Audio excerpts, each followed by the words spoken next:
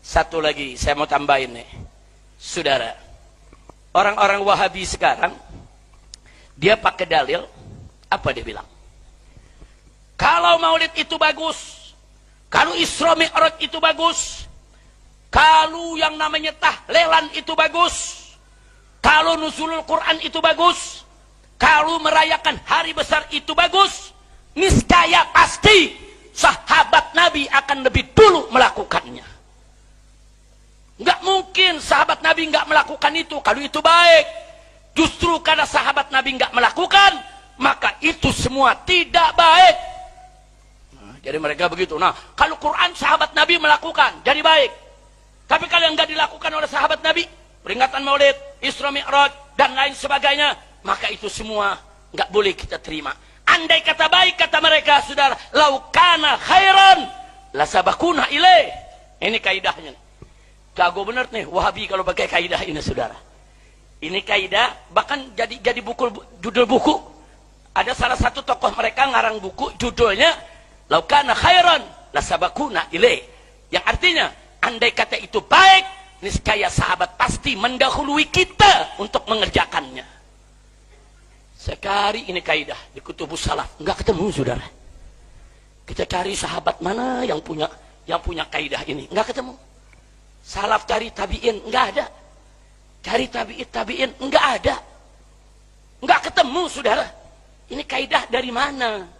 Pertama, tidak ada seorang salaf pun yang mengenal kaidah aneh tersebut.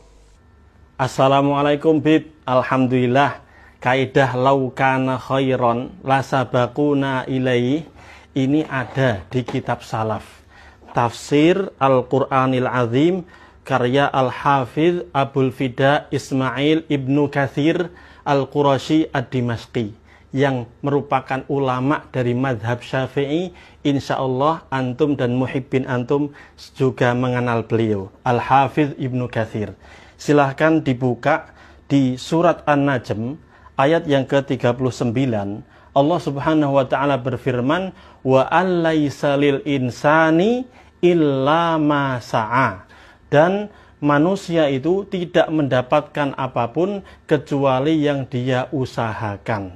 Dari sini Al-Hafidh Ibnu Katsir mengatakan, wa min hadhil ayatil karimah istanbata Syafi'i rahimahullah wa man ittaba'ahu annal qira'ata la yasilu ihda'u thawabiha ilal mauta. Dari ayat yang mulia ini, Imam Asy-Syafi'i rahimahullah dan juga yang mengikuti beliau, muhibbin Imam Syafi'i rahimahullah, mereka menyatakan bahwa bacaan yang dihadiahkan kepada mayit itu tidak akan sampai. Ya, menghadiahkan pahala bacaan Al-Quran itu tidak akan sampai kepada orang yang telah meninggal dunia. Kenapa?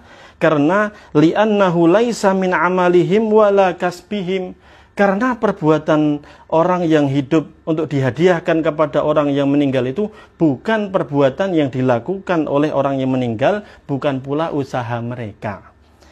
Walihadza lam yandub ilaihi Rasulullah sallallahu alaihi wasallam ummatahu wala hathahum alaihi wala arsyadahum ilaihi binassin wala ima.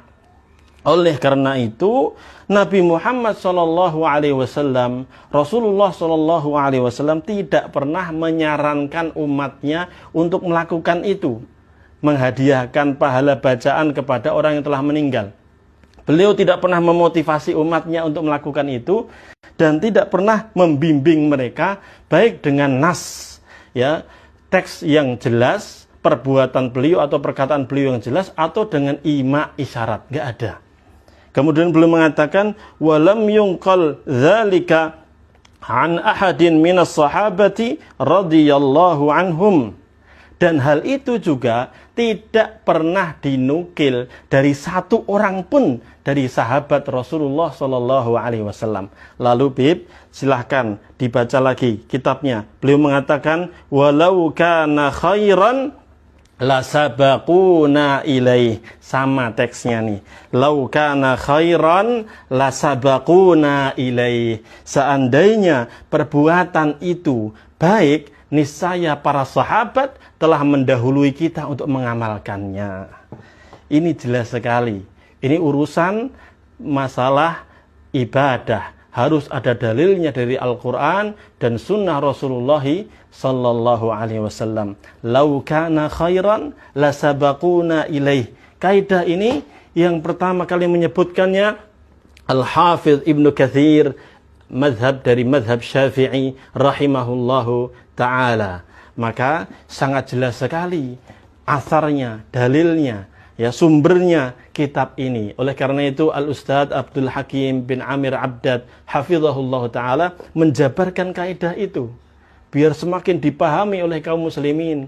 Dan saya sarankan Habib dan juga muhibbinnya semua, kiai, para ulama, untuk membaca buku ini agar menjadi muhasabah, introspeksi.